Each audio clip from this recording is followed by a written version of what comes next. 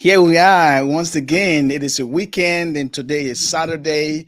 We are here to bring you the Gracious Hope podcast, and this is Brother Day Liberia. We all just went through the fever or the fervor of the Liberia national elections, the presidential election. Prior to that, there was the legislative election, and we saw a lot of lawmakers out of that position, and new ones came in. Some claim to be independent, and there are some political manipulation going on, or may I say, discussion going on about the speakership in the House, and it is sparking a lot of controversy, as well as the new nominee appointed by the president of Liberia, George Weah. Uh, Frank Musa Dean, the justice minister, and we will be highlighting a lot of happenings in 2023. So this is like a review. We'll be looking at things that we see as significant, and you can join in, opine, to let us know some of the things that matter to you, things that stood out for you in 2023 when it comes to Liberia, our country. It could be political, it could be social, economic, cultural, religion, or religious. You just name it, whatever that came up that we don't know. But this platform is all geared toward uplifting our spirits as Liberians. And so it's a Christian based format or platform, and we discuss contemporary issues that affect the Christian life. And the reason for that is that we want to promote and preserve the Liberian Christian heritage. And so we have this platform to talk about a variety of issues. We get into politics, but we don't get into attacks and all of the nitty gritty that the pundits will chew on. We don't get into that. But we talk about issues of justice, issues of unrighteousness, like injustice, and a lot of other things that we talked about that have some kind of a moral tinge to it, and that affects not just the older generation, but the younger generation as well. And so today, it is a very great day. And the co-host of the program, Reverend Suah Deddeh, is coming up pretty soon. And we have a guest on the program today, Professor Emmanuel Clark. He has written a lot of books. His latest book is on the President George Weah, and it sparked a lot of controversy. However, he is here to give his perspective on the trajectory of our country's political, social, economical, and some other cultural aspects that he sees fit to talk about. And so join us, be our guest today, as I bring on my colleague right now, Reverend Suah S. Deddeh. Reverend Deddeh, let's see here. Let me see if you are in here. Let me see. There you go. All right. Yes, it's been a while. I'm so glad that we are Did you catching say up here. Saturday? There's Today a is lot of things Monday. that we have to catch up on. Did you say Saturday? Today is Monday, young man. Did I say Saturday? Oh, I'm sorry. I got so carried away by the weekend. You know, the podcast is every Saturday. So today is a special day because it's New Year's Day. Happy New Year. You see, How you can I missed miss that. that? My mind. No. Maybe When you Ish said is catching up Saturday, I with me, said, huh? oh no, this man is living in 2023, not 2024. Well, we bless God today. We are glad to be back. We missed most of our activities because of circumstances beyond our control. But we are glad to be back again. Like I always say, brother, this is the day the Lord has made. We're going to rejoice and be glad in it. Thank God for the safe travel to Ghana and back for my daughter's wedding. And thanks for all of your prayers and the prayers of all of my friends. We are glad to be back. Like you said, we just want to look at 2023, not just for Liberia, but for maybe other major events around the world. So that Yes. we just recap and see from whence we've come. We've come a long way. We come out looking at the history of Liberia from 1800, 1847 coming down, 1822. And I said, wow, this nation has come a mighty long way. And for Yeah. those who keep spewing things, negativity about Liberia, I want to say from the get-go, our country is not condemned. It is not a useless country. We have people who mean well for our country. Of course, every nation has people who are bent on doing things contrary to the norms of the nation. But Liberia is a blessed nation. Liberia is a blessed nation because we are blessed people. So those who are in the habit of just saying all kind of negative things about Liberia, at least I say to them today, our nation is a blessed nation. So welcome, brother. Happy New Year to you. And we look forward to our discussion. Jump starting 2024. Happy New Year to all of our friends and to you, Alex. Yes. How have you been, brother? Well, I've been doing great. I've been working on promoting my book. This is my book. If you're first time seeing it, this is called Liberia's Search for Freedom, Uniting the Nation by Faith. Our country is searching for freedom. We have struggles, and it reminds me about some of the progressive movements that came up. In the cause of the people, the struggle The struggle continues. We are continues. still struggling. We are still struggling. And so this book is rich in our country's history and everything that caused our conflict today. I cataloged them, and I also gave some propositions, strategies for good governance and management for our resources. The young generation, I wrote a little bit about them, but my new book that is also coming up is called Cultivating Liberia's national pride. In there, talk about the young people, your role. If you're a young man or young girl listening, there's a lot you can learn from there. And I hope policymakers will also see that as a recipe to pay more attention to the young demographic of our country. So this is my latest book, Liberia Search for Freedom. I've been working on this for almost 3 years, and it came up last September. And so go to Amazon.com or go to Barnes and Noble, bn.com online and order electronic hard copy or soft copy, whatever you can afford. It is not much, but you will be contributing to the success of all that we are bouncing ideas about. That is, we want a vibrant country. And so, Reverend Deddeh, that's what I've been doing, working on things that are germane to the cause of the people. Congratulations, brother. I must say you've been working very hard, and it takes the mind and the willingness, the determination, and the focus, and most of all, the desire to do what you are doing. So we bless God for you. Like I said, when we launched the book, I said, get ready for the bestseller list. And don't overlook that. Don't overlook that because God prepares us in obscurity when no one is looking at us. That's when God works on us. And when God gets ready to reveal you, I mean, the world will be wondering where has he or she been all this time. So we look forward to that time when we see your books on the bestseller list for these big people around the world, and Mhm. we will be there to celebrate with you. So congratulations for all your book. I'm inspired by the books. I think I have to start writing mine too. I know how. Because I believe that I have a lot of things in my head and in my life to share with other people. And like you said, thanks for the encouragement. We'll work towards doing that. But in the meantime, we want to get down to the basics today. We know we missed most of the elections activities in Liberia, and we've come to just review what happened while we were away. 2023. A lot of things happened in 2023. We know that we had elections, at least we had elections in October 10th, but the two leading candidates did not get more than the 50%. So we went down to the run-up elections October 14th. Mhm. And after that, one of the candidates came out to be the winner. And the good thing is, Alex, like people have been saying right now, on October 17, I mean November 17, Yeah. the incumbent president, which many African presidents don't do, came up on November 17 and considered defeat to Ambassador Joseph Boakai.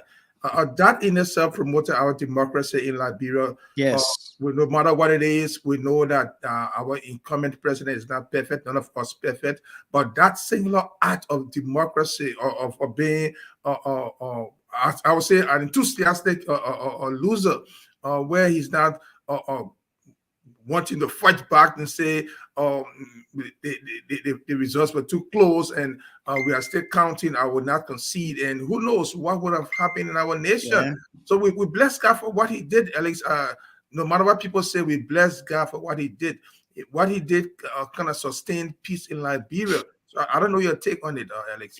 Of course, that is a sustenance of peace, but our guest is in the background. So we talk about books. This guy has written over 10 books, okay? Hmm. And his latest one is the one that was being discussed all around since last year, regarding the president, cataloging the biography or the life of our current president, George Weah. And it is a pleasure to welcome Professor Emmanuel Clark.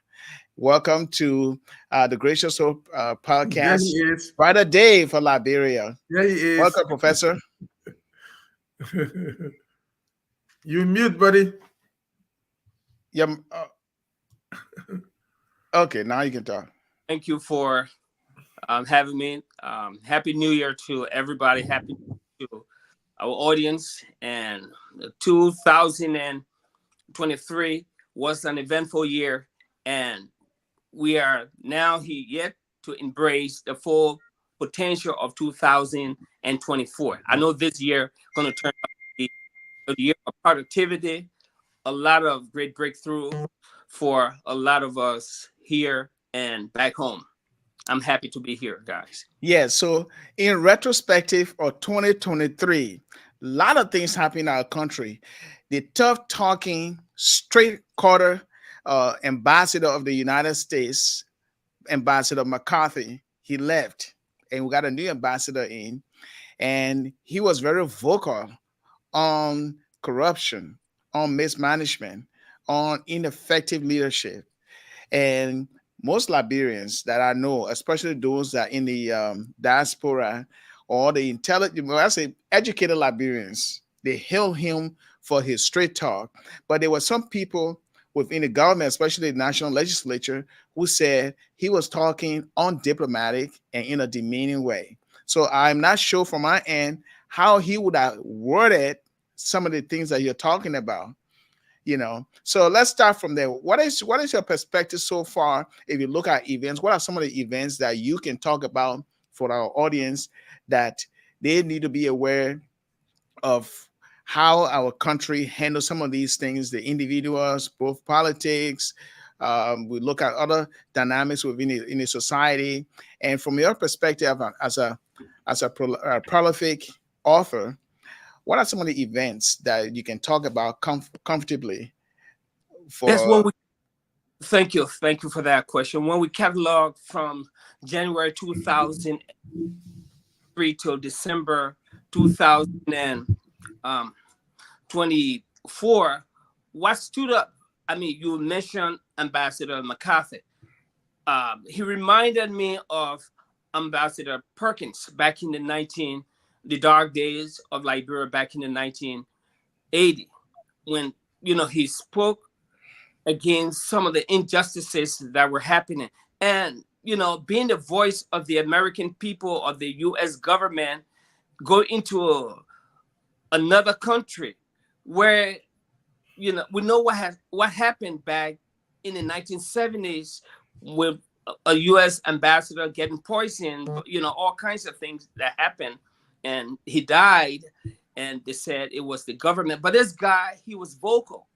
He was like the voice for many of the Liberians back in Liberia who couldn't come out openly to say things against the government. The government of George Weah, they had a lot of missed opportunities.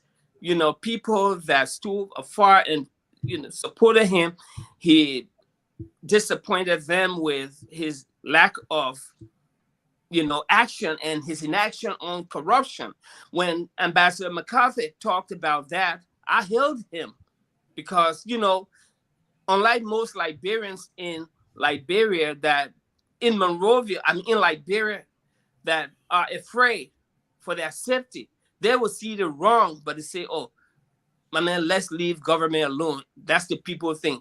Now in the 21st century, there's nothing such as that's the people thing. Leave the people. It's our thing. We have to be part of the process. So starting with McCarthy, when he went there, he took on corruption. He made it his mission to bring it forefront, and we Hmm. saw the result of what happened.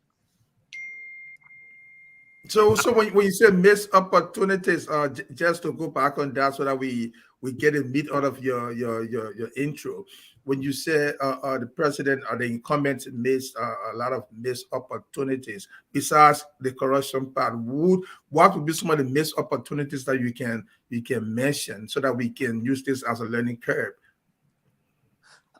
You have a country that was in transition after the 12 years of Ellen Johnson Sirleaf. You said you inherited a broke economy. There was nothing done to audit the past government. Okay.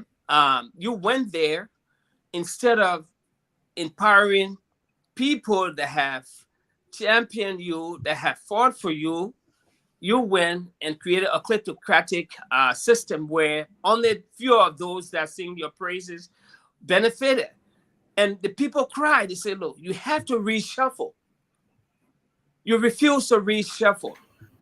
You know, also in Liberia, as a country, George Weah, he was very poor in managing. He thought it was a football club that he was the captain of, who and he was also the manager of, like he once did with the Lone Star, that he made the ultimate decision. So he would had he listened to the voices of the ordinary Liberian, not only us that are in the diaspora, that are academicians, that would see corruption and cut it out. Because for the most part, corruption in Liberia are considered to be a religion, you know. Mm.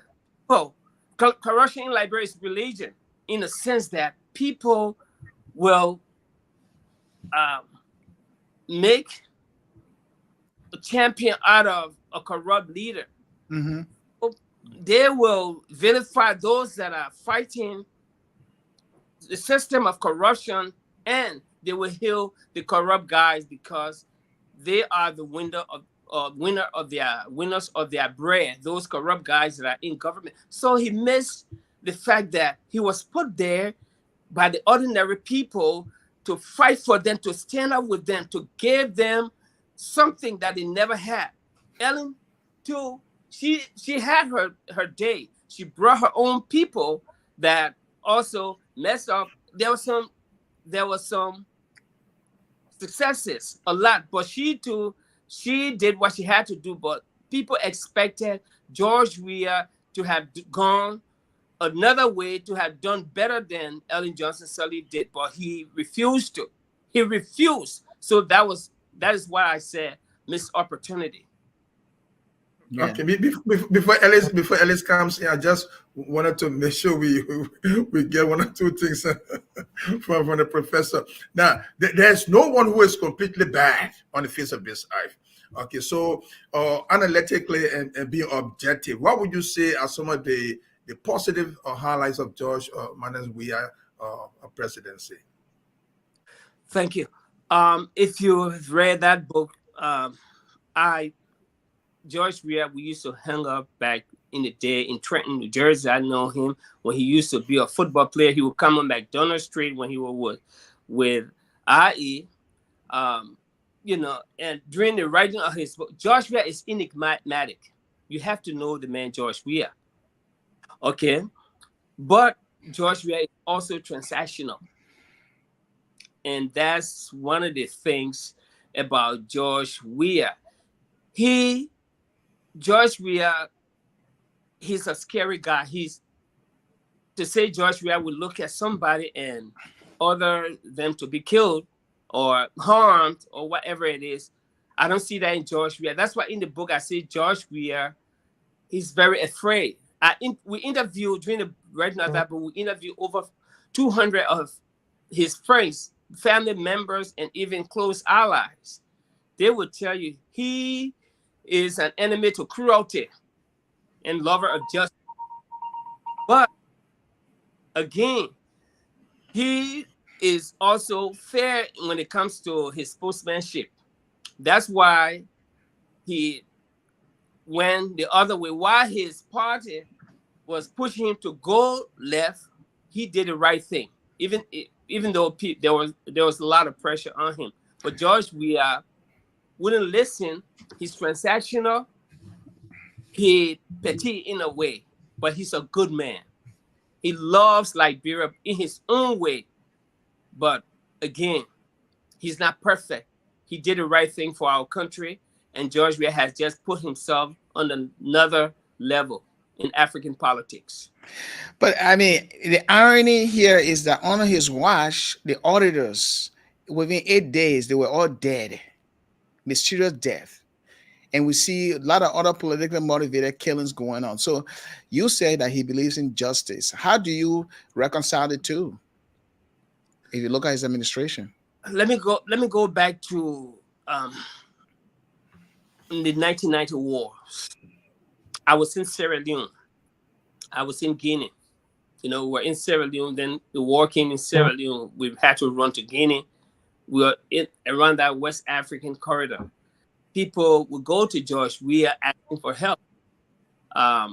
People also, we're in Sierra Leone when they were trying to form some movement to go to confront Charles Taylor in Liberia. They reached out to George Weah and he refused. Later on, I heard a rumor, Liberia, they have a lot of side talks. They said, oh, he sponsored Model to get rid of Charles Taylor. But again, I don't trust people's word for anything that George Weah ordered the execution of those auditors and some of the bad acts that was going on. George Weah, I remember in 2011, before after the elections, presidential election, there was some demonstration that was supposed to take place. Guys went to George Weah. I want to do that. He said, look, gentlemen, my hand's not in there. And we know the end thereof. Somebody got killed. And he told his supporters that, hey, you see what I told you guys? I don't want to have anything to do with, but if the real story will come up about the death of those people, but attributed to George Weah, that he sanctioned the determination of those people or anybody within his government. He's a scary man. He's very afraid when it comes to taking lives. I don't think he's capable of doing it. Yeah, he might not be capable of doing it, but he has the judiciary system and the law enforcement under his. Okay, let's say the law enforcement as head of the executive. So he might not be the one who ordered that or orchestrated that. But what did the law enforcement do to bring those people to justice who murdered those people? Is still left unanswered. What would you say to that? Our judicial system, we have laws on the book, but they are not strengthened by the dread of punishment. So you can have laws, a whole lot of them, and the justice system in Liberia is very weak. Government can never win a good case against anybody. We know that. So I agree. And they're where we are now. No, particularly, you remember they busted some guys who brought in cocaine, right? About what, $100 million? How much did it? Yes, about $5 million or something. And the government ended up paying those people for what? For something that the government did wrong, and the government ended up paying those people, and those people escaped. So he's right what he's saying, and then it points to the justice ministry. Not just one instance. It's not just one instance to that. So yeah, that one instance, but there are a lot of other instances. For example, what about the sons the sons of Tobin and Tobel? They were killed, plus that immigration lady officer, and also we got another case, even the case right now with the Musu Scott, with the Charlo Musu case. Okay, the pathologists, they had differing results, and we know that there was a verdict that was handed down by a jury, and majority of Liberians still disagree because of the inaccuracy in the report from the pathologists, the government pathologists, and the independent pathologists. And so we can see that, and we got some other cases, I believe, that we can look at over the years, over the year, the 2023, Mm-hmm. that can point to the fact that the Justice Ministry has not done enough to dispense justice so that people or the aggrieved parties can be satisfied. Now, the irony here is that, and Professor Clark, you can help me on that, and then Reverend Deddeh, you can help me on that. The irony here is that the Justice Minister, Frank Musa Dean, has been nominated to replace Justice Nambwe, who is apparently ill, from what I heard, and he's leaving. And so this is where we are. His hearing is upcoming in the national legislature, and there are people who are protesting that honor uh, Councillor Musa Dean's leadership at the Justice Ministry.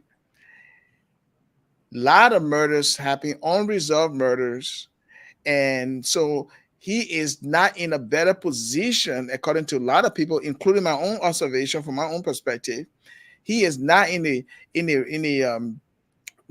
right position to occupy that bench, that particular vacancy at the Supreme Court.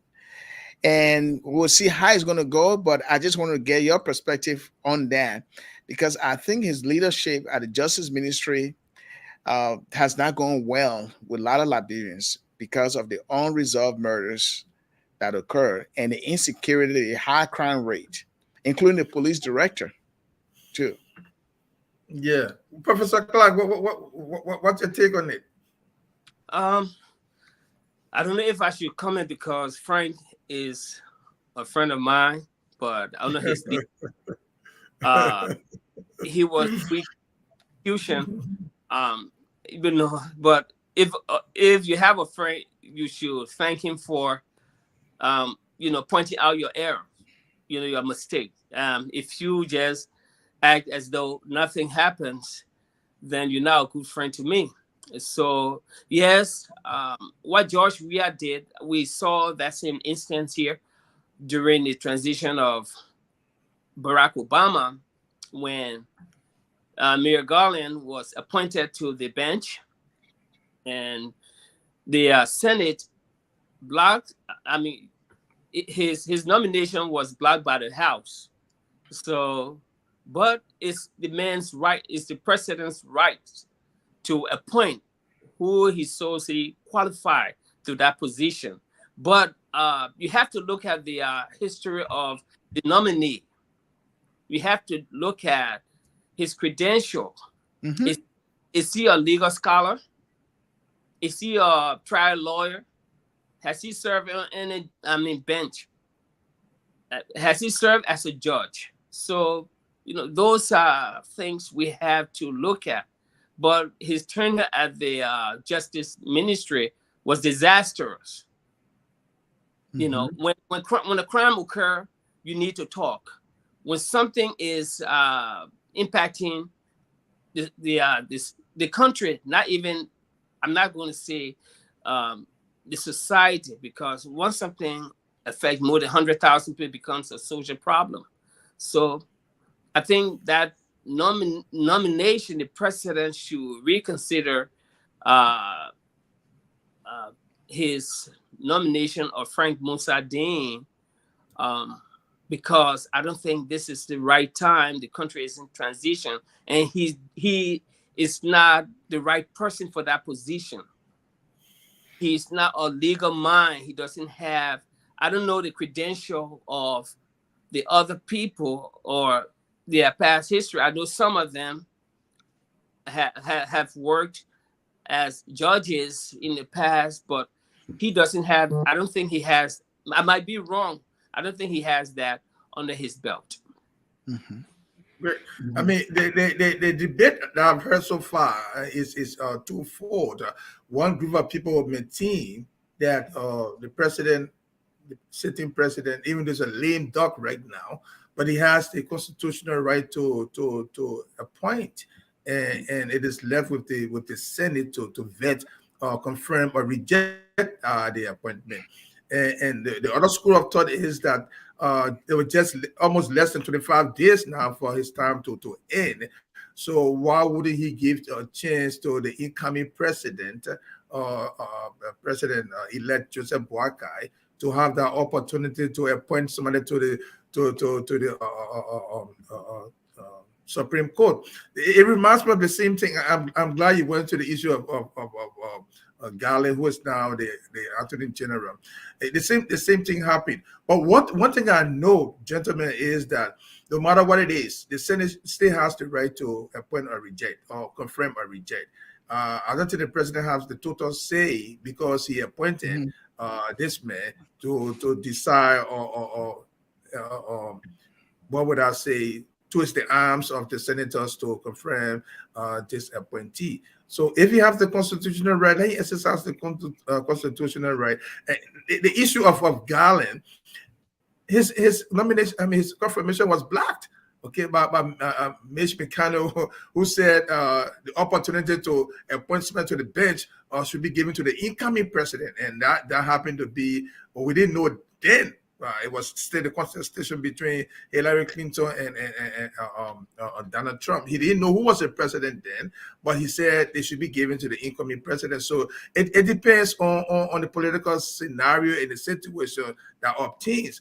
So for my take is that if the Constitution provides for the president to appoint, so be it. But the Senate should also exercise its right to say, at this point in time, we don't want to do this, because we want to give the incoming president the opportunity to appoint somebody to the bench. That's just my take on it. Yeah. And if you're just joining us, this is the Gracious Hope Live Podcast, Brighter Day Liberia.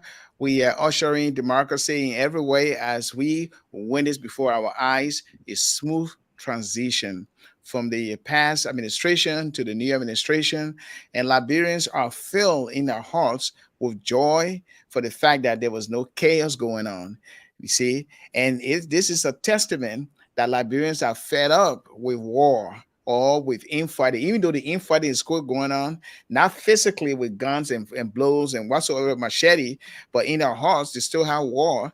And let us not forget, we had a civil war for long years, and a lot of people still grieving for that war. They lost their parents, other family members, relatives, their friends, and our infrastructure. As you can see today, we are struggling to rebuild. So war is an ugly thing. However, we bash the whole idea of reconciliation, which is very important that this new administration would take on. We need to establish reconciliation hut, or would I say commission, in every county, so that these grievances can be addressed gradually. And if there is anything like reparation to pay back, whether financial or something property destroyed, the government can take on that task to do it, because we need healing. Our country needs healing. And that is why there's lack of love, there's lack of trust in government institutions, or may I say in our leaders. We are hoping that the new administration will rejuvenate the issue of trust and integrity. And we understand that there are a lot of things in the pipeline that we can see. We read them on the newspaper. You know, when I read a newspaper, when I see a newspaper online, I read it, I know it's from a mind. And I don't tend to believe it right away, because it is printed, right? So it's a mind that wrote that. And at times I question the structure of the story at times. And we saw in the past election, how majority of the Liberian newspapers, both online, they were toting the line, or they were like, what would I say? Popular relation, popular relation for certain, political party. And we just hope that, and we'll get to the media later on. I know you guys have something to say about the media too. But all in all here, I believe that our country is at a crossroad of where we are shown, Africans and even Americans and the world, the Europeans, that indeed we can, have a smooth transition of our democracy. Still young in a way, but it's growing. It is growing and growing. We'll take a break. We'll be right back. Share this link with your friends, your family, and relatives. We'll be right back. We've got a lot of things to discuss. And please don't be shy. Below the comment section, tell us what are some of the most historical events besides the election that took place that we get that you can bring about and write on it so we can talk about it as well. Express your opinion. We'll be right back. I'm your host, Pastor Alexander Red, with a co-host Reverend Suah Deddeh, and our special guest, Professor Emmanuel Clark, an author, and we'll be right back. Don't go away.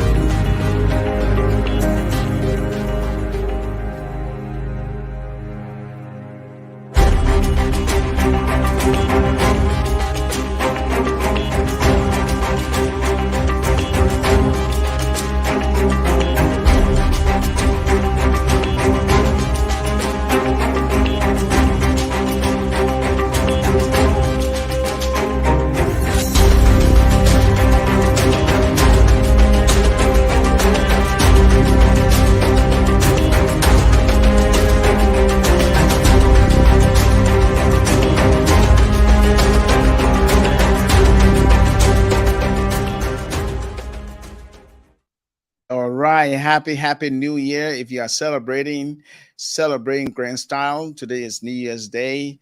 Hey, once a year we see the new year, and we have our plans and goals and all the other aspirations. But in everything we do, like Reverend Deddeh will always say, every day is a day that we gotta be glad in it because it is made by God. And if you have plans or anything, let us all remember Liberia is our country. We need a brighter day, brighter future, not just for ourselves but our kids and those that will come later on. But we want to just highlight everything that been going on in 2023 is a highlight here, looking at those events and then making sense out of them. So you can join us. I see Romer Zabe is online here. He says the outgoing president, George M. Weah, is still constitutionally responsible to a point, but the Senate can also equally reject. And that is true. That is correct. Yes. You agree with that, Professor?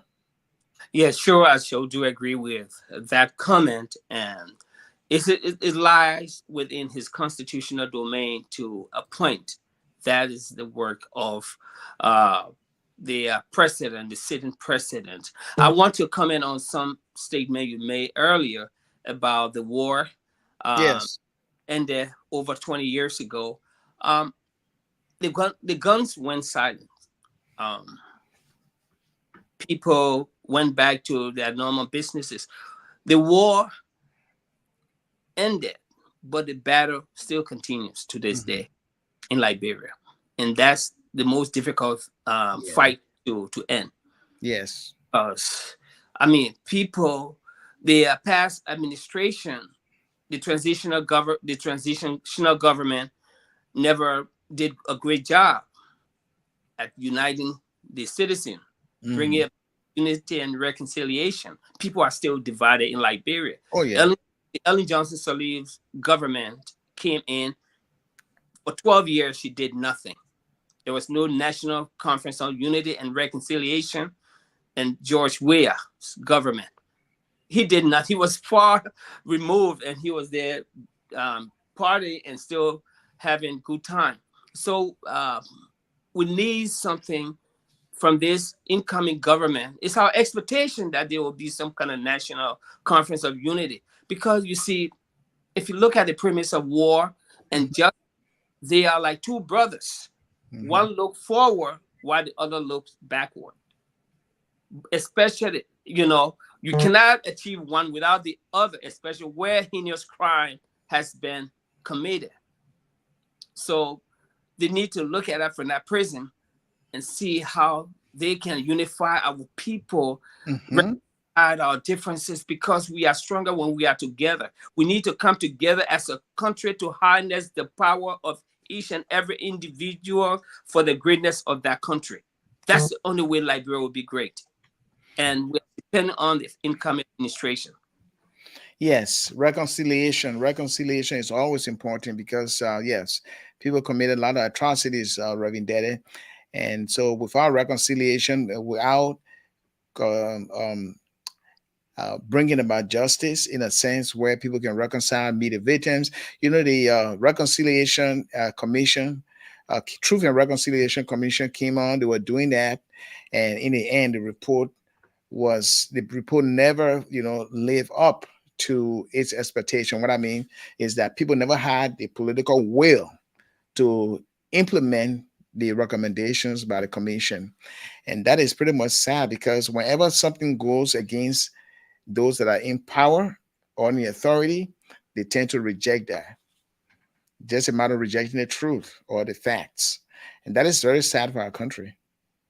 Yeah, that's true. That's true, and that brings me back to the elections results. And Professor Clark talks about unity, and you buttress that. But first and foremost, I want to thank Raymond Zabi for buttressing the point I was trying to make, that the president still has that constitutional right to appoint, and the Senate can exercise its authority to appoint, to confirm or reject. But back to the issue of unity, if we look at the results of the election, Mm-hmm. Ambassador Boaka won 814,881 votes. As versus presidents, we are 793,914 votes.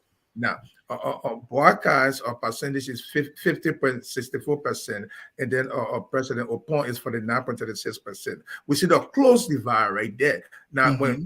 but for unity, my question is, how will President Boakai lead in such an environment where the results were so close? And that means upon President Weah still has a huge following in Oh, Liberia. yeah.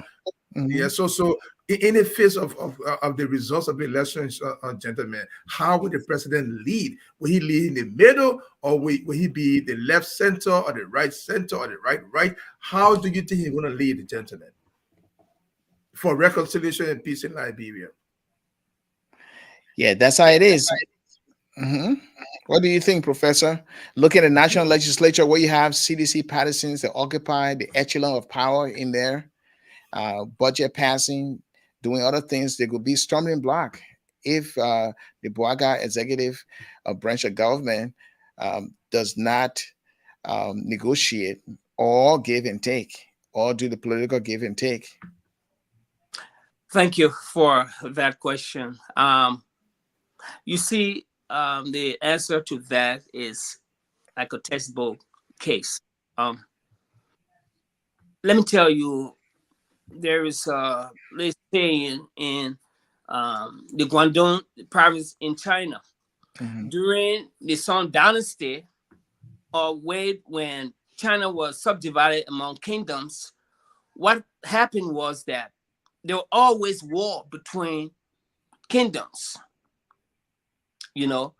or clans. So whenever there was some fighting between two Chinese kingdoms or clans, the elders, the clan did never look at the cause of the problem, the source of the problem, or the cause of the problem, or the effect of the problem. What they did first to solve the problem, what they did, they repaired the relationship between the two clans. Once you repair the relationship between two warring parties, then the problem will find its own solution. So with the coming in of Joseph Boakai, where the country is divided, that was not even a majority.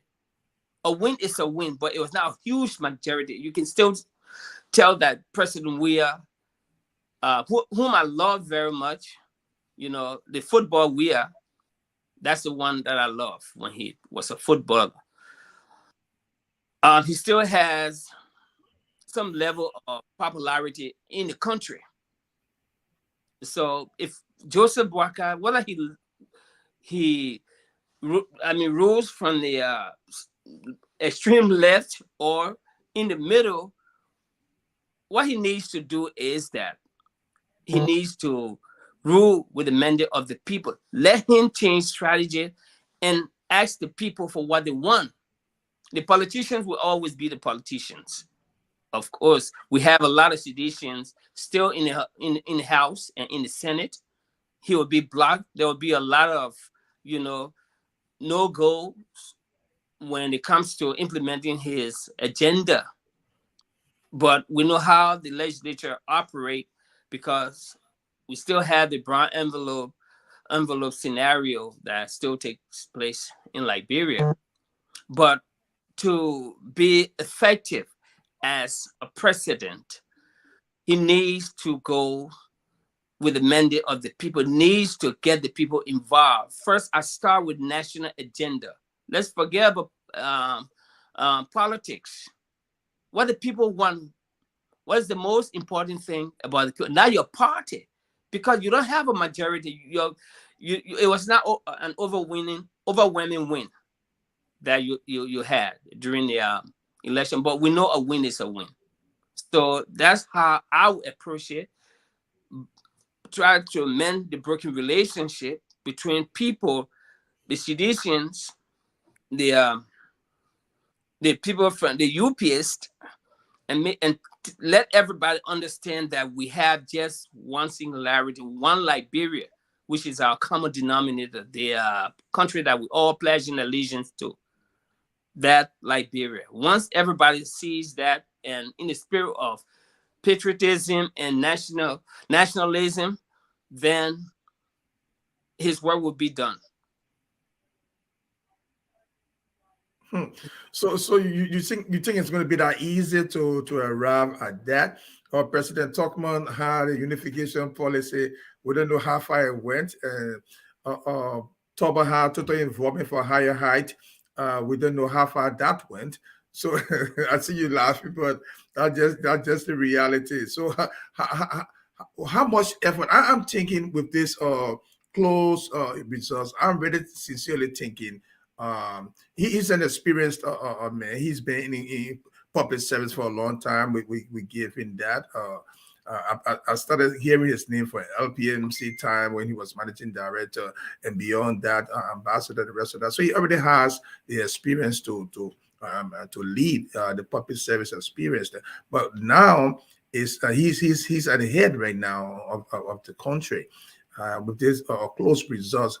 I'm thinking how we're going to work towards that common thread we have to keep the peace amongst us, to galvanize the willingness of the people to work towards peace, because we see that, we sense that in the populace right now. Nobody really wants war, but there has to be a way of galvanizing that energy, that effort, to harness it, to be directed for continuous peace in Liberia. I'm thinking how he's going to do that. I just want to follow up on that question, because you give an answer, but it was more open answer you gave. I'm looking for some specificity where we can begin to chew on it. Maybe if his able lieutenants are listening, we'll begin to also focus on that. How would he really lead, at least, and Professor Clark, so that we can have the peace that we really need? Because corruption is still, you said corruption is our main issue. I mean, that is a reality. How is he going to deal with that to keep that harmony and that peace in the country? How will he deal with the issue of rule of law to make sure rights are respected? People's what would I say, fears are allayed by a strong and able judiciary. How will he deal with the issue of law enforcement? So all those things are things that I've been thinking about, and I'm just throwing it out there. I know it's too much. I'm throwing it out there. How can he deal with these issues to have peace in Liberia and the right things done in Liberia? That is what I'm thinking about. Well, when it comes to leadership, I believe those that I appointed to help you can pave the way for that. So the executive branch is not the only branch. We have the legislative, we got the judiciary, and those three branches speak on behalf of the Liberian people, especially or particularly the national legislature.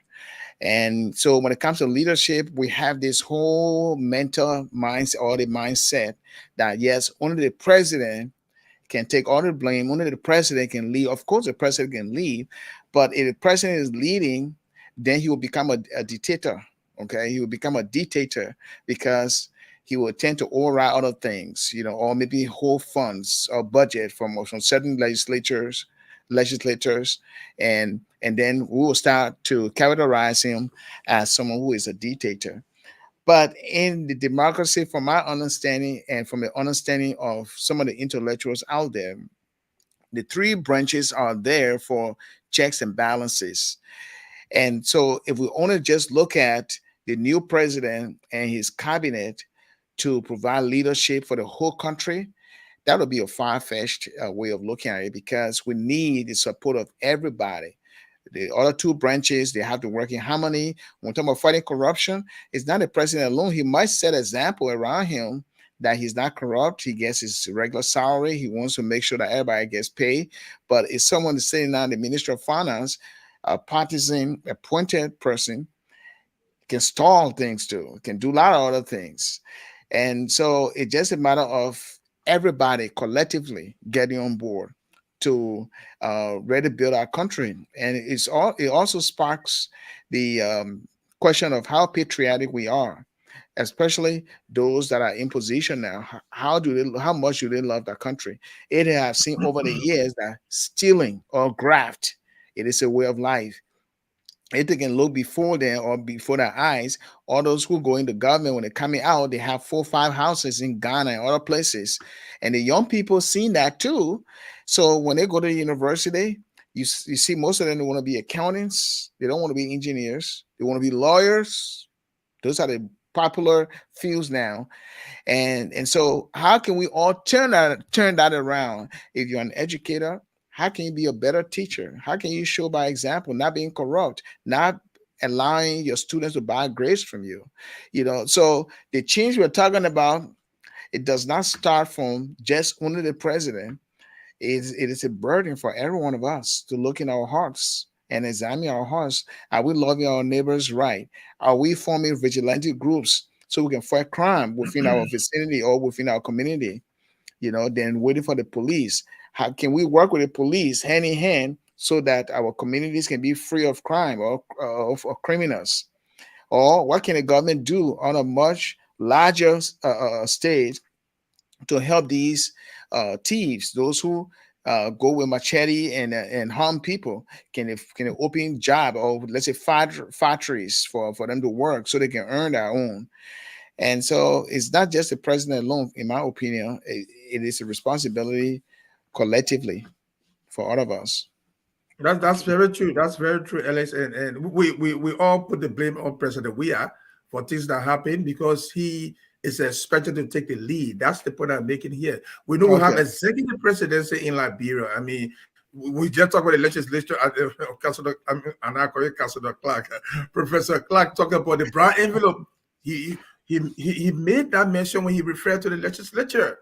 So I agree, it's all of us, but the president takes the lead. He shows the way. He has the vision. He's the vision bearer for this nation. So I mean, I don't disagree with Alex on that. I mean, we're on the same point on that. But we're taking that rough from the fact that we have an executive presidency in Liberia where people look to the president, even the senators, representatives look to the president for the way forward. That's what we have. So how do we move away from that mentality? That is the point I'm making, and that's the question I'm trying to pose.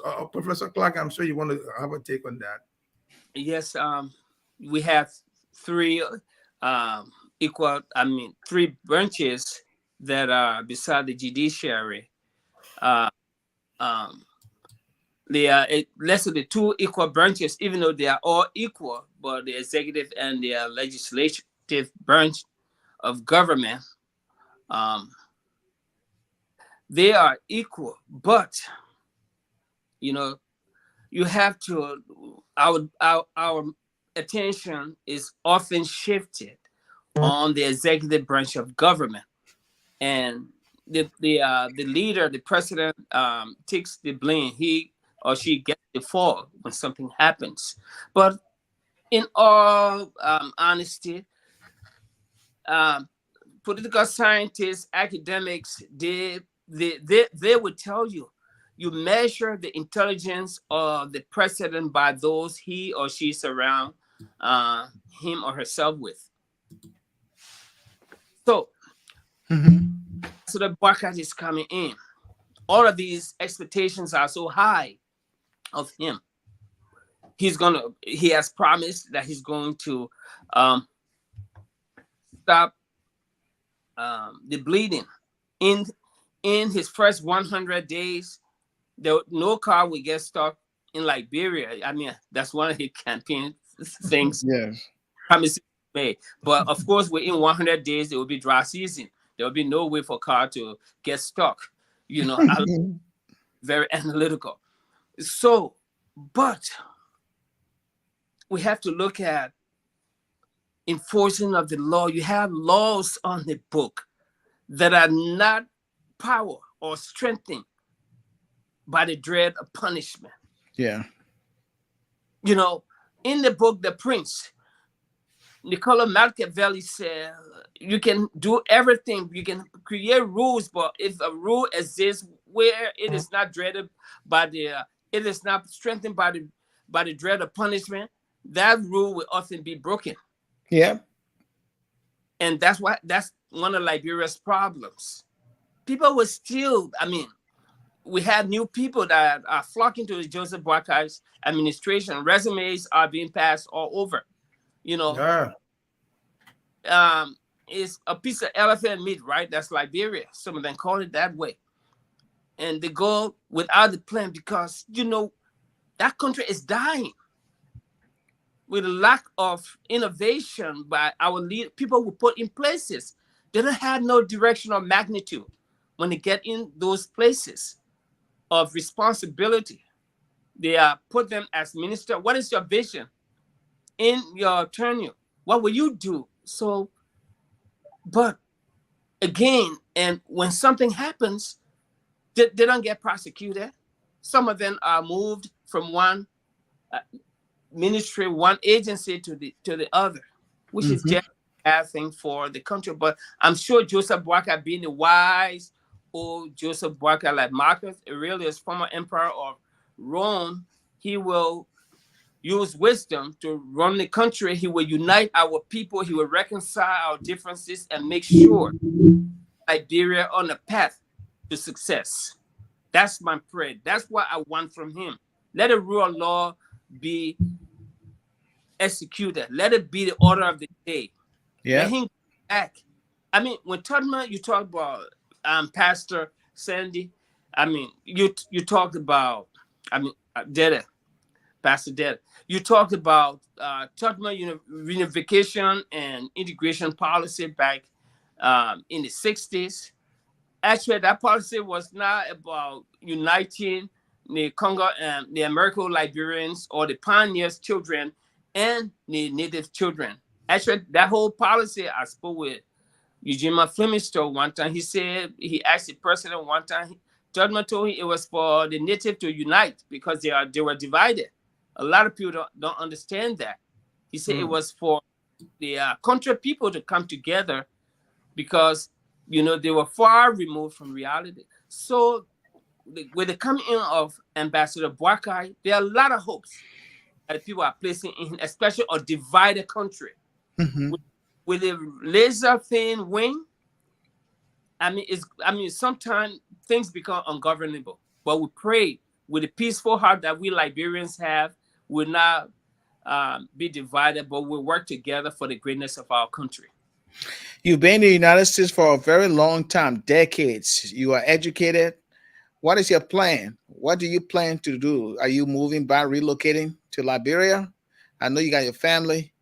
Mhm. I What is your future plan for our country? Liberia is where my heart is, to tell you the truth. During the Ellen Johnson Sirleaf administration, I went there, I volunteered. Whenever I go to Liberia, I teach at colleges and universities. I was teaching one time at the United Methodist University where I go sometimes. I volunteer to teach. And I had this TA, and I normally in the US, we will assign lesson from book. And I wrote this book, Management Information Systems for Liberian Colleges and Universities. I will assign the chapters when the children go home. When they come back 2 days later to class, I said, did you reading of the chapter? They said, oh no, the chapter too much. Why don't you condense the contents of the book into a pamphlet so we can, it's easy. That's what the other teachers do. I said, no, I mean, we need to remove ourselves from reading pamphlet. We read chapters. You learn better. You strengthen your mind. So at the end of the semester, my TA, Jonathan, he would bring me envelopes. I was so upset. This young lady, she can't afford to even transport herself. She brought she gave Jonathan $50 to give me for my gas. I said, I was upset. I called her name. And she was saying, I said, come and get your $50. Don't ever give me money. That's not, I'm harming you. She said, sorry. She said, sorry. But I had been to Liberia. I was the one who led a team of 25 people to write Liberia's first IT curriculum in 2000, from 2000, from 2012 to 2013. Mm-hmm. Yeah, it was Matok Bangba. He was the deputy. He commissioned me to write it, and of course, we charge the government $250,000. That's why they normally give the experts from the U.S. and other places when they come. But of course, that money was never given to us. It was my way of contributing to the country. So I'm ready, and willing to give back to my country, but not in an administrative position. My focus is education. There where we need to do more. The education system. We need to really put more time because the standard of Liberia is not you and myself. People make the big mistake of thinking that Liberia's standard is me, you, or people that have college education. No, Liberia's standard is a child who is out there in the street selling chewing gum. Mm-hmm. Yes. We're in the next 30 years. I mean, you look at the next 2 or 3 generations. We're in the next 30 years. That child will be a liability to society. What happened? Let's look at what happened. The war started in 1989 to now. A whole generation lost. Now we have social problems on our hands. So we need to do more with investing in those kids that are in the street. When I'm in Monrovia, my wife and I, you just talked about, she said, oh, we should move back to Liberia. She's trying to finish up the house. She can't wait to go to Liberia. I'm like, Liberia, it's a hard case because people drive on the opposite. You have to go and sit down for maybe a few days before you get in the Liberia state of mind. Yeah. But we need to. I am willing. I have textbooks that are being used in Liberian school. J.J. Roberts United Methodist High School is using 5 of my books. MTI, they're using my books, and several institutions, even UMU, if they're still using the MIS book, LU too. I am currently the chairperson for the University of Liberia Alumni Association on universal relation here in the U.S. I'm constantly engaged, but Liberia needs us. Mm-hmm. As I said, from January 1st, 2003 to December 31st, 2023, a lot of things happen. And of course, who are the victims? those young people, those people that are hungry for leadership. Mm-hmm. We cannot just sit around and think that the politicians, the job seekers, are their solutions. So I'm willing to work. I'm willing. I'm putting some packages together to see how we can create jobs. That country needs jobs, jobs, jobs, jobs for the youth. Mm-hmm. Have almost 70% of the population below the age of 40. I am telling you, 70. You know how many millions? That's a lot. So we need to do better. And I know Liberia can do better. Yeah. And we have in the studio here Mr. Raymond Zavi, who is a radio personality on Mill Radio. And Mr. Zavi, welcome to the Gracious Hope Podcast, Better Day Liberia. Um, what are some of the good and bad from your perspective in 2023 regarding our country? Thank you, Alex. Thank you for this opportunity. Since I joined you guys, I've been listening to all of your very salient points you've spoken out regarding the development of our country. I cannot agree with you more, especially when it comes to how collective or how Liberians, all hands should be on deck to make sure that this country is developed. You cannot put the whole weight on the incoming president. He's a human being like all of us on this panel.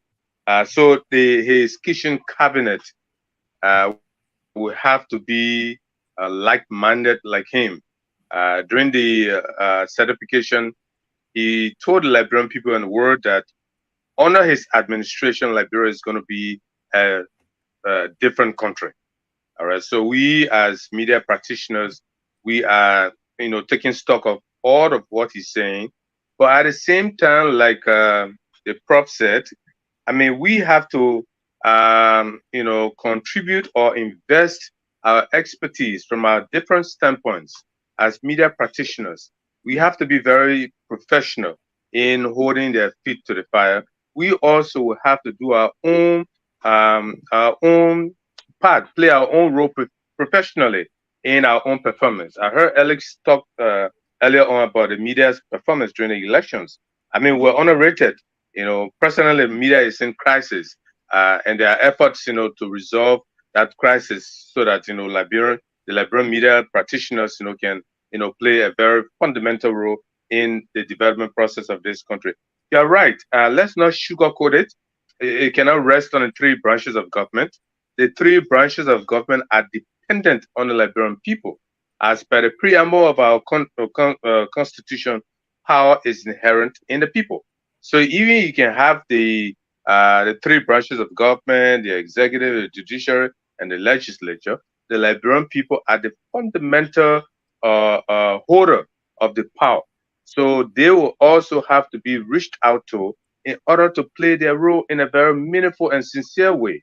For example, if you walk, I heard you talking about your wife encouraging you to come back to Monrovia. The streets of Monrovia are literally filthy. We drove to town today. I took my kids out today. And I mean, if the geography of Monrovia, Bushra Island, Douala, I see you, Pastor Deddeh laughing. Douala is filthy. And the filth is being lit with fire. And it's smoke. The inhaling of the smoke from that filth, the burning of the filth. Obviously, you have people, getting some other illnesses subsequently. So everything you guys have said, you are right. The Liberian people must stand up. They have yearned for this change, and this change has come based on their collective effort. Now they must be sincere. We too will have to give them that push, that urge, give them a platform to be expressive. All right. Even though they have selected this government, this incoming government of Joe Boca, but at the same time, if they have differences, if they think that things are not going right, it is the media's role to provide our platform in a very professional and guiding role. So yes, when it comes to the development of this country, all hands must be on deck. Joshua did his part, but like you all said, I mean, his cabinet, some of them, they were at variance when it comes to their thoughts in leading the government. Some of them, got corrupted by the power. I mean, they had no equals anymore. Before they came to power, they went to the trenches, they went to Nikuta, they went to West Point, they went to all of the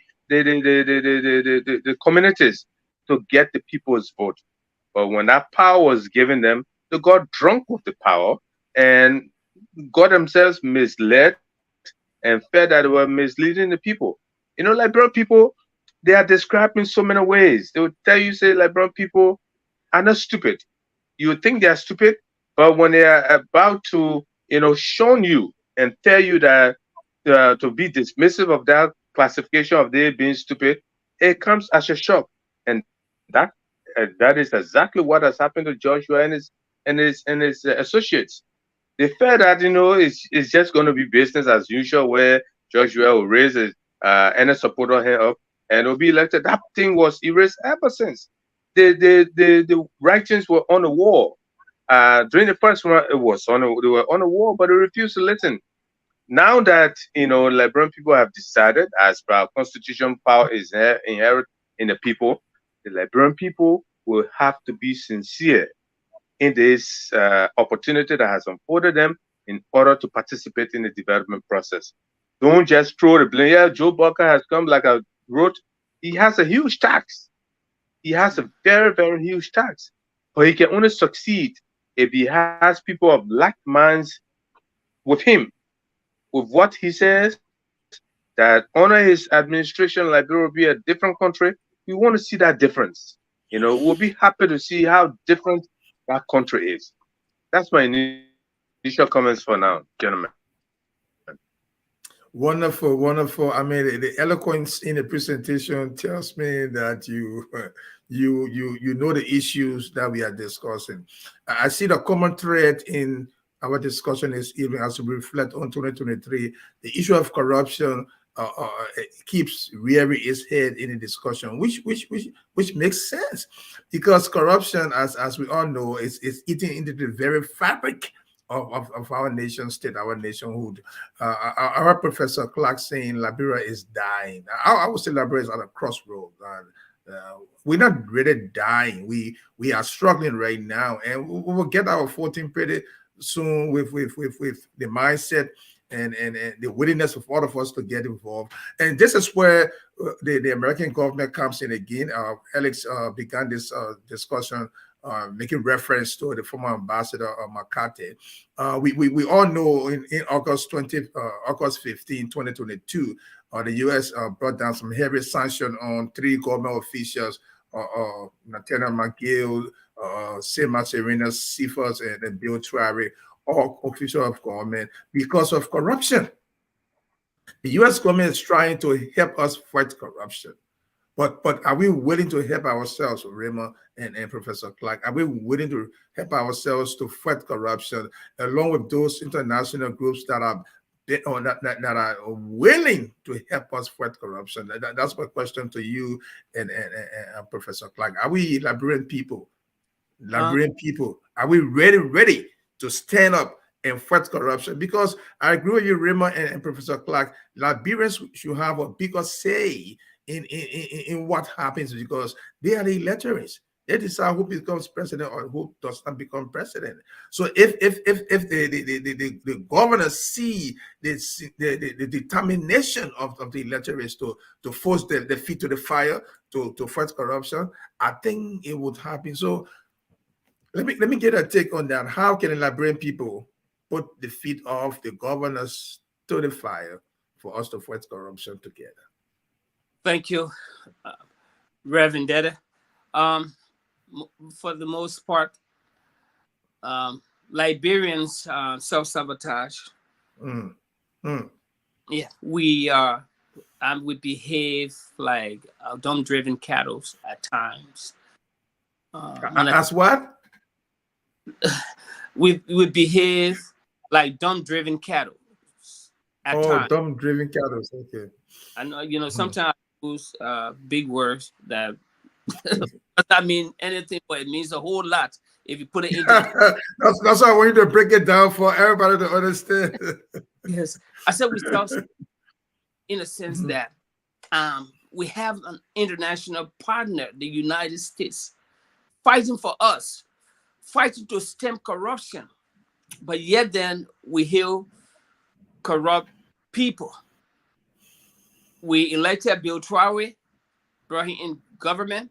We elected Nathaniel McGill, brought him back in government. Uh, what's his name? Ellis Tyler is back. And what kind of people, I mean, what kind, that just speaks volume of to our lack of, you know, genuine uh, uh,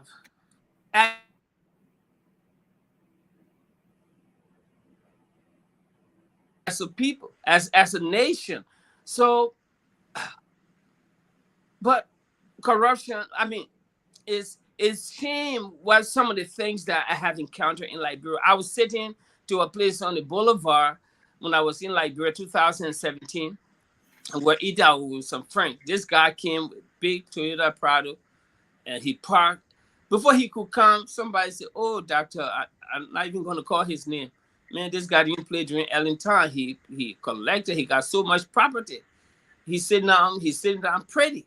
So he came, and of course, they called him. A friend of mine who I was sitting with, he called. He said, "Oh, doc, what are you drinking?" He said, "Oh, what you got?" They brought the menu. Then he ordered, and I turned around joking. I said, "Who paid?"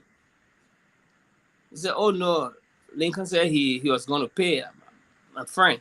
I said, "No, this guy's supposed to pay because he stole a lot of money, you know," and he got upset, and he got very upset with me. Then we started throwing jabs. I said, I heard before you walked here, these guys said you stole so much money during the Ellen Johnson Sirleaf administration, but you supposed to be buying the food for us and not him paying for your food, because look at the car you're driving. It's not your own earning. You stole it from the Liberian people. And of course, I told him he needed to be named and ashamed. And he's not supposed to sit with us. He got upset. He left. My own friends got mad at me.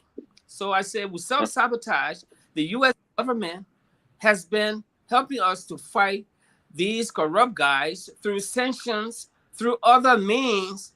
Um, but yet and still, we are here bringing them back into the corridor of power by electing them in different positions, which is a sign of self-sabotage.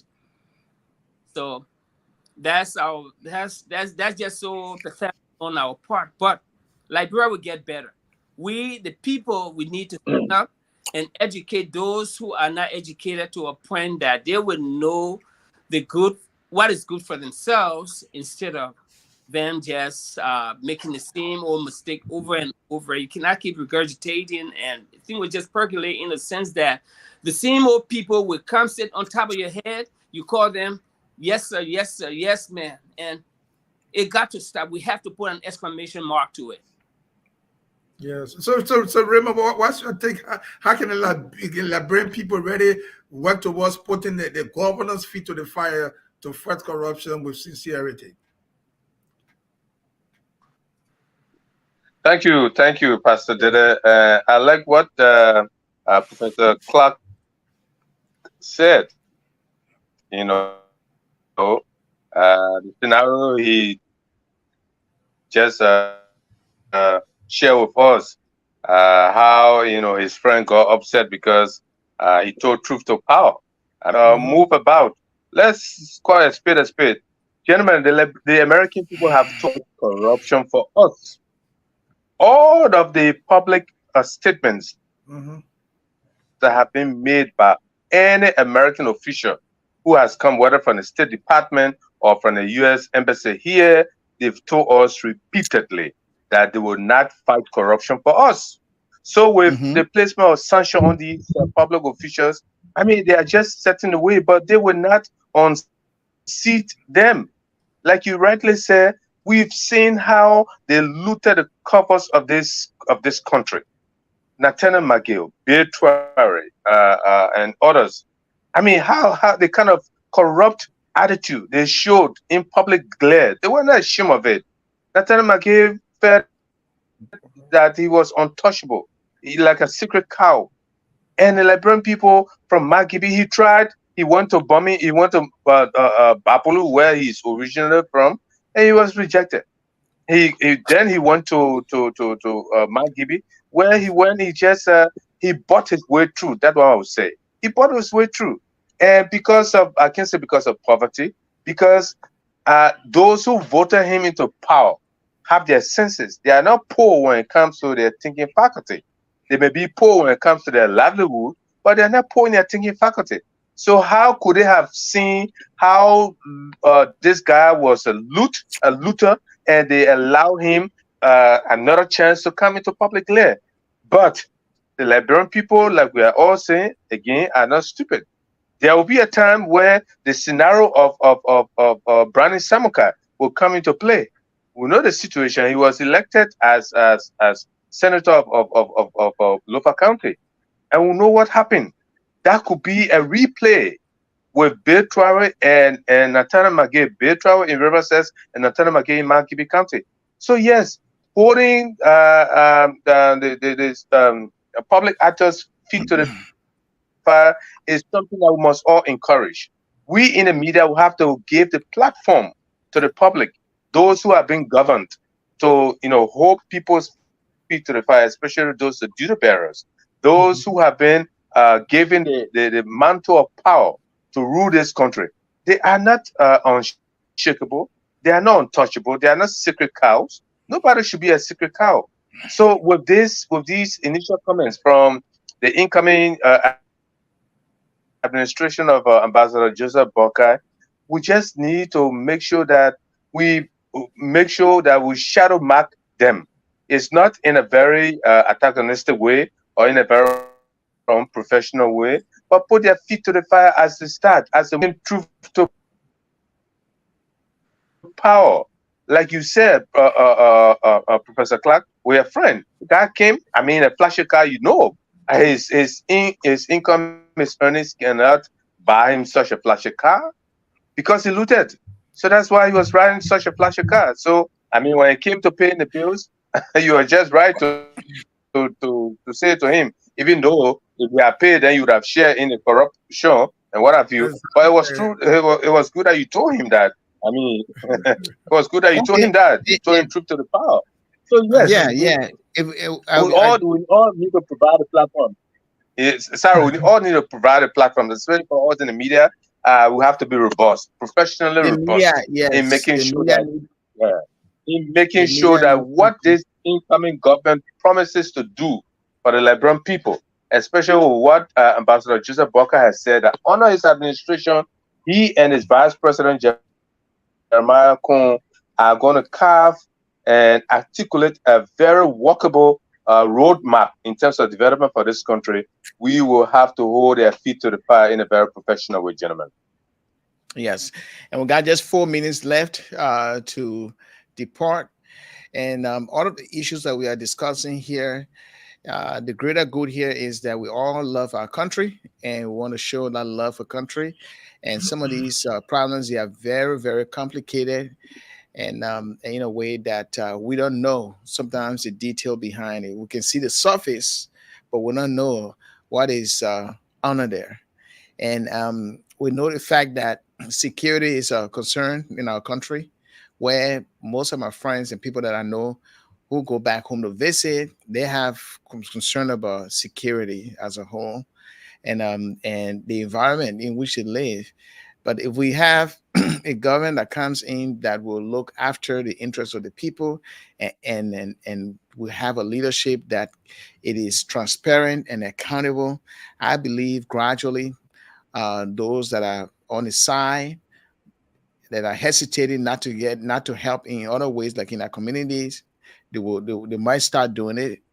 They might start helping, and also looking at, there's not only the government alone, but also the church as a whole. We have a lot of churches in Liberia, a lot of churches, and we got an Islamic community.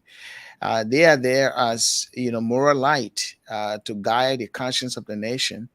Um, that role, is very important. uh, to help, not just looking up to the government. Because if we look at the government to lead a country when it comes to moral consciousness, we know our history is not going to happen so easily. Um, but we just hope that others will come in. We all, collectively. Let us get our final word from each of you, and then we will depart from here. Robin Deddeh. Well, all I can say is that we have to be mindful that we all have a responsibility to our nation in terms of what we say or what we don't say. We have the right to speak our minds, but we hear too much negativity against our nation, and life and death lies in the tongue. If you keep saying a negative thing about your nation, eventually it will come to pass, especially if you do nothing Yeah. to veer your nation away from those negative things that you keep declaring and prophesying and the rest of that. So in the face of our own situation, we should be careful how we say all these things about our country and speak the truth to power. Okay. Professor Clark say he shamed this gentleman, but I'm glad he didn't eat the food. I mean, the men that pay for the food were also held accountable for delving into corruption as well, because that's what it is. See, that's how it starts. You say you have to pay for this food, and then he pays for it. Next time he comes, you keep paying for it, and it's the money he cutting away from the coffers he bring it to share with his friends. So that's how it goes. So these little things that we talk about matters a whole lot when it comes to how our country moves forward. And Rima, I mean, you made me kind of sad when you talk about the situation with the deity in the city. It really casts a bad expression. I mean, image on me, because I'm thinking the Buju Island that I knew when I was there, all the places they were clean, no matter what it was. Uh, it was not street paved with gold, but at least we could walk around. Now, Yeah. as it is now, it's kind of scary the way he presented it. So our country has a big place to go, but the country is not dying. We are challenged. We are all between hard and stony places. But Liberia will rise again, and Professor Clark mentioned that. All of you mentioned that Liberia will rise again from the arches to the place of glory, so that those who doubt us today will know that we are people of value and valor uh, that can make it. 2 minutes each. Yes, Final words. thank you. Liberia, uh, we will get better, but as we have uh, put 2023 in our rear view mirror, we need to embrace 2024 in the spirit of nationalism and patriotism. Let's put Liberia first. Let's think Liberia. Let value cooperation over competition. That's the only way we can survive and thrive as a nation. You know, it's not me versus you or they versus us. It's us, Liberia, together. So with this new administration, I have hope. I believe in Liberia. I'm coming to Liberia. I will come there. At least together we can all create jobs and opportunities for our people. We can educate the next generation of Liberians, because some of us, we are reaching retirement ages, but we want that country to be in a place that will be old and walk the street, will not be afraid. Liberia will get better. The dirt, at one time, it was several years ago, I went in Osaka, Japan. Liberia, the garbage issue is a trivial issue. It can be solved within 60 to 100 days. In Osaka, you know what the people do? They have people there just patrolling the street, picking up litter, picking up garbage. Liberia, we have manpower, that job you're creating right there. You can put this children on the street with plastic bag. Let them just collect the plastic bag from the street that people drop. That's job. You can clean the city like that. Simple. You don't have to wait until it gets I'm a mountain like a mountain. But ladies and gentlemen, I am hopeful for Liberia. I know Liberia will get better, and together we'll have a country that will surpass other countries in Africa and even um, globally. Thank Okay. you. Mr. Zabi, final word. 2 minutes. I The think it has microphone problem is with the mute. internet. It's mute.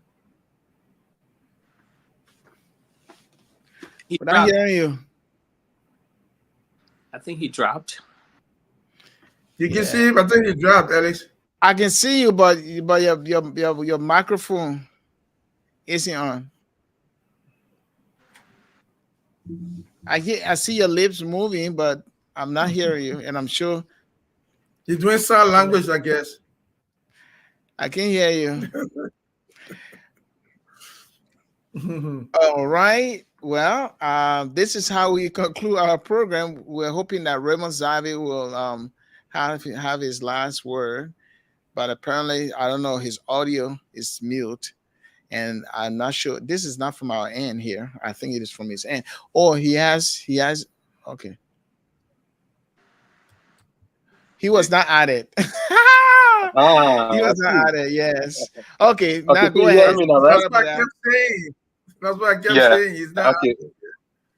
I know. Okay, so like I was saying, thank you, Pastors Red and Deddeh and Professor Clark, for this opportunity to have joined you guys on the program tonight. I think it was a healthy discussion we had, all in the interest of contributing our own quota for the development of our country.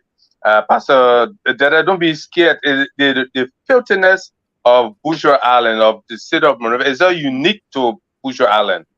Even Broad Street, Painsville, Wow. everywhere you go, everywhere you go in this city, there's filth. There is filth. So it's not unique to Bushra Island. Don't be scared. I mean, it's just there could be a subsequent health hazard, especially with the burning of filth. You don't know what are the composition of the filth. You know, Yeah. feces could be there. All sort of things could be there. But in conclusion, I want to say that it's good that we are having such a discussion. It should not only be today, it should be continuous because we need to keep talking and talking sense. We need to keep talking and making sure that we have all Liberians on board. Give them the platform so that they can hold their duty bearers' feet to the fire. That's the only way that this country can be developed. It cannot be developed by one group of people. Everybody, all hands must be on deck. As per our constitution, the power is inherent in the people. We Yeah.